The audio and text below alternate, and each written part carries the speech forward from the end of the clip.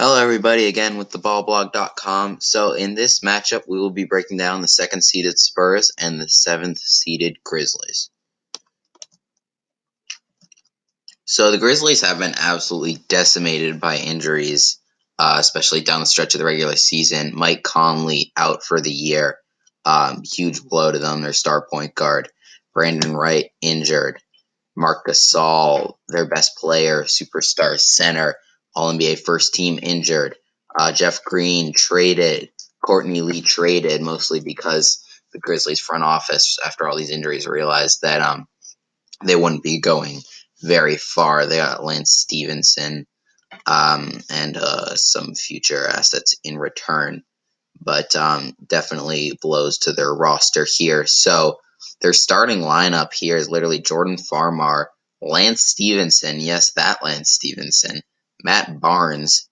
Yeah, this is just not good. JaMychal Green and Zach Randolph here.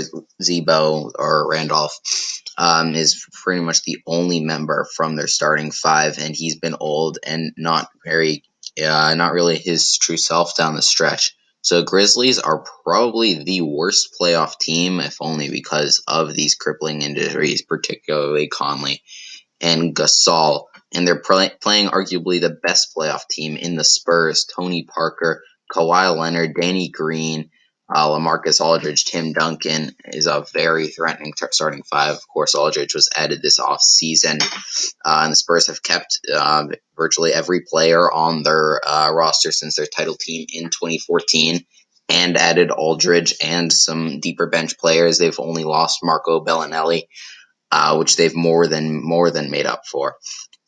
Again, Kawhi Leonard, Defensive Player of the Year, Final MVP. We know who Tim Duncan is. Aldridge is 2010 machine.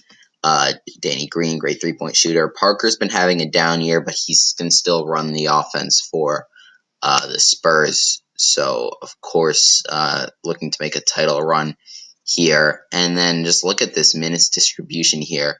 Kawhi Leonard and LaMarcus Aldridge are the only ones who play upwards of 30. Greg Popovich, legendary head coach, giving a lot of minutes to these bench players, which they have a lot of depth as usual.